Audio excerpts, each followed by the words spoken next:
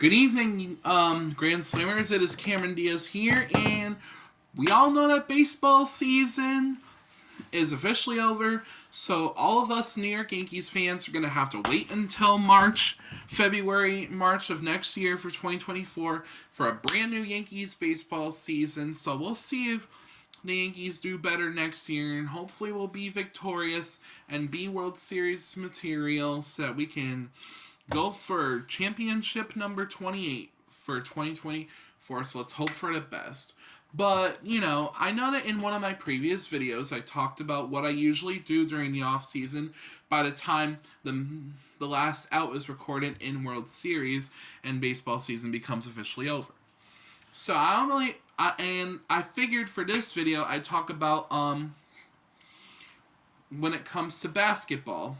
So I don't know if I've ever told you guys this, but where I'm from, we are a Uconn family. That's right. Hold on, let me take my jacket off for a sec.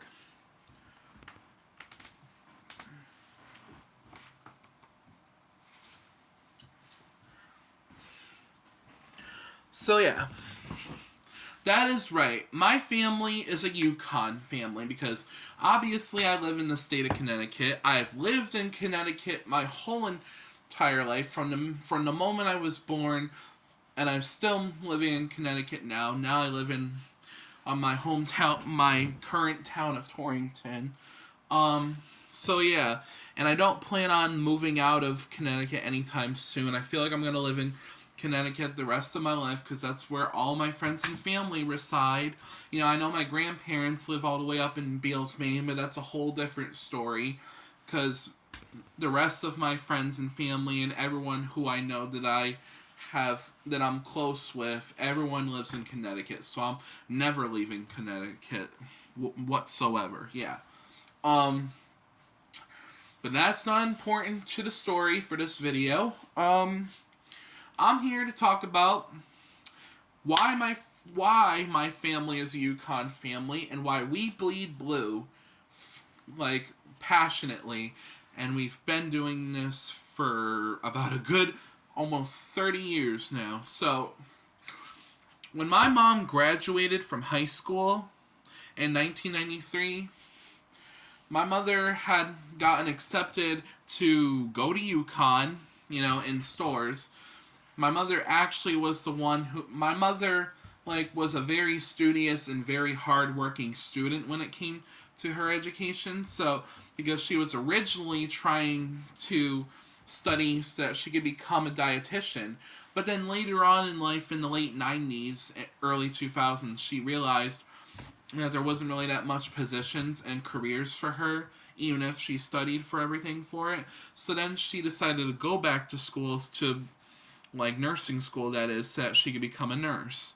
And therefore, my mom graduated from nursing school in 2005, and, the rest is history. Became a registered nurse, at multiple hospitals, and basically eventually started to become a travel registered nurse, just bumping to different hospitals and whatnot in the region. So, yeah, she was very hard working, and she was always a great nurse in the medical field all the way up until she passed away. So, yeah. So, but going to the very beginning, so my mother was a student at Uconn, the actual campus and stores, from 1993 to 1997. And then shortly after she graduated, she got pregnant with me, and I was born on May 12th, 1998. 9 months later, and I was born Cameron Antonio Diaz. I'm half French Canadian from my mother, and I get the other half, which I'm half Puerto Rican, from my biological dad, who I do not like to talk about because, well, long story short, he was just not a good father. He was a bad man. But, yeah. But yeah, my mother was on the Uconn campus from 1993 to 1997. And we bleed Uconn blue. We've been doing this ever since my mom first stepped foot on that campus as a student back then. It was and will always be bleeding Yukon blue because, because my mother was the student in our family. So, and we always will remember her as a Yukon student, someone who went above and beyond just to have a good life. My mother was, because like I said, my mother was very studious and she was very hardworking, and which is why she was able to get to where she was all the way up until 2018 when she tragically passed away. So yeah, as a matter of fact, so yeah, but during my mom's time at UConn, like UConn men and women's basketball were at their prime. I know UConn men and women are at their prime still to this day, but back in the 90s when my mother was at UConn, like, she really, like, experienced a lot of history, when it came to UConn basketball, like, during her time as a student. So, in my family, we like to watch UConn men and women's basketball, but if there's a type of basketball gender that my family prefers, we prefer watching the UConn women's basketball, and we watch it more often than we do the men. No hate. I have no hatred for the UConn men's basketball team whatsoever. My family likes the men basketball team too. We just prefer women because, well, I feel like they're a lot more victorious than the men.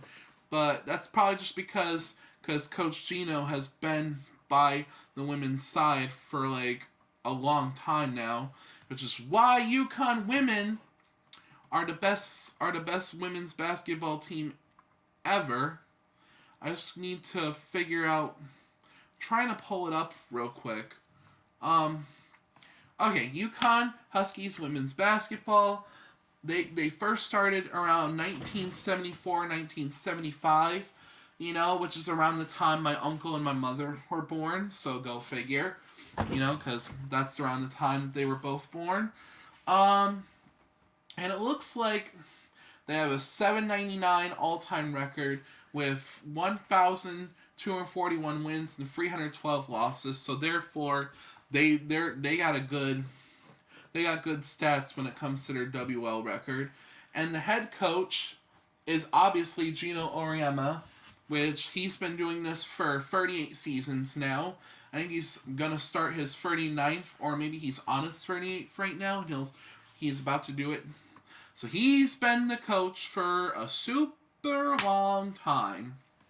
And it's like the women have been to countless tournament appearances, and they've been in the playoffs numerous times, like so much more than the men. Let's be real here. But the times that they won the tournament champions, they won in 1995 in my mom's, I think my mother's sophomore or junior year. Then they went on to win several more times in the tournament. They won in 2000, 02, 03, 04, 2009, 2010, 2013, 14, and 15, and 16, and their most recent 2016. And when I remember when they won from 2013 to 2016, 4 champions, in 4 years in a row, I remember that too. I was still living at Thomaston Group Home with Naffy when they were winning back-to-back champions. But they were doing so well because they had the best female women players, and Coach Gino was just the best coach ever. He's been doing this since the beginning almost, and he's still at it being the head coach, and he's obviously killing it, which is why we're still killing it as a women's team. And, we're getting ready for the, yeah, it's crazy. Gino is actually, he's been the coach for a long time. The dude's, almost 70 years old, and he's still the coach. It's crazy, man. So, yeah, and obviously, and if you didn't know, my mother was offered one time because my mother played the flute. My mother was offered to play in the UConn band during sports games like football and basketball. My mother was offered to be a part of the UConn band playing the flute, but she turned it down for her studies because she was focused on working for her studies more than performing in the band.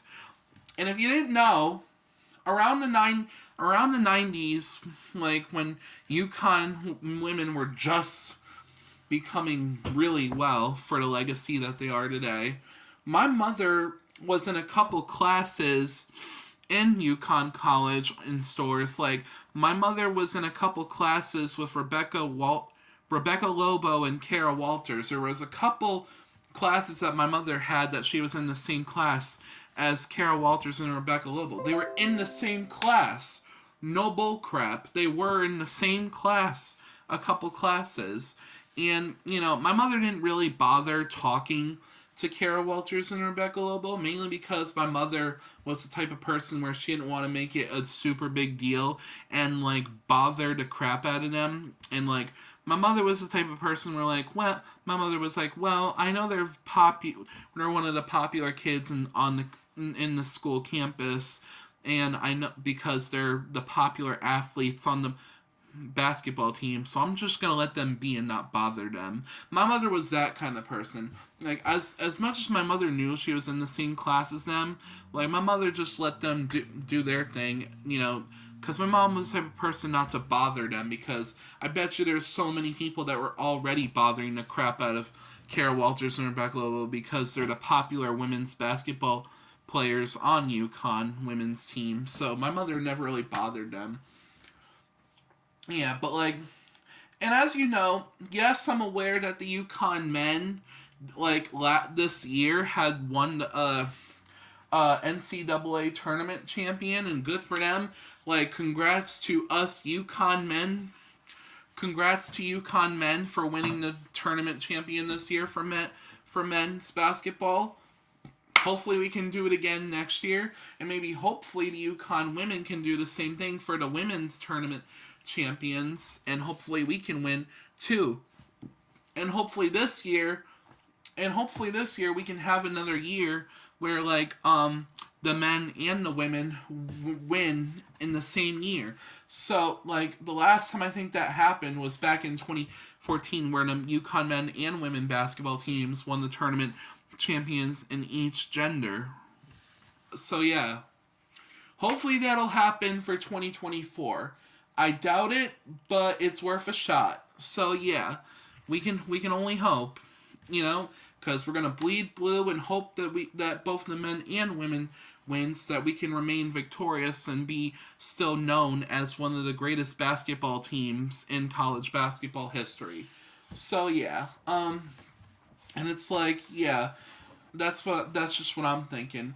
And I want to know for you guys, when it comes to the UConn basketball, when it comes to the UConn logo, do you prefer the old logo better with the furry husky, or do you prefer the modern day UConn logo that we have today, where it's a UConn husky but it looks more like a wolf kind of futuristic wolf kind of thing? Do you prefer the new logo better, or do you prefer the old school logo better? Let me know in the comments section below.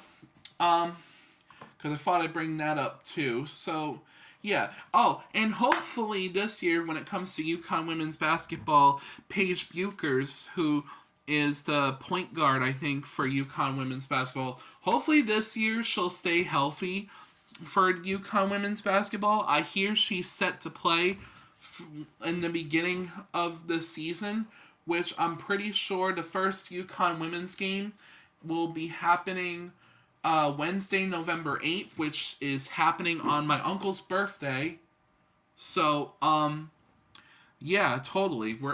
It's gonna have. So the first UConn women's game is against Dayton on Wednesday, November 8th at 7:00. I think on the same channels that UConn basketball games are played, which I think is SNY. So tune into that. So yeah. Totally. And I'm pretty sure the UConn men, their first game is Monday, so the day after tomorrow, it's Monday, November 6th at 6:30 p.m. They're going to be playing against Northern Arizona. So yeah, so tune in for that game Monday, November 6th at 6:30 Eastern time, I think. All times are Eastern time. So, as it says, same thing for women's basketball. But hopefully Paige Buchers will stay healthy and will get to play the whole entire season for her senior year. And maybe there might be a chance that Paige Buchers will still play for UConn women even after she graduates from UConn as a senior. And maybe she'll do an extra year and not like be one of those types of women players where as soon as they're done with their senior year they go straight to WNBA, whatever they get drafted to. Hopefully she's not one of those people and she actually stays with UConn for an extra year. So there you go. Because my family is a big fan of Paige Buchers and we hope that she performs great for her senior year this year and not get injured like how she was last year, injured for the whole entire season and play a single bit. Hopefully that'll be the complete opposite and she'll play throughout the entire season and hopefully lead UConn women to victory. So there's my story as to why my family is a UConn family. So thank you for watching this video. Make sure you like, comment, and subscribe. And if you haven't done it, please like, comment, and subscribe on my YouTube channel. It really appreciates me. I really appreciate my Grand Slammers, how loyal fans you are for subscribing to my channel. Also, follow my TikTok channel, which is Cameron98 every day at Rose Gold Yankee 1998. I think I said it correctly. And then I also have an Instagram, which I'll provide that later on. So, yeah. So thank you so much, and I will see you Bleeding Blue people another time. Bye-bye.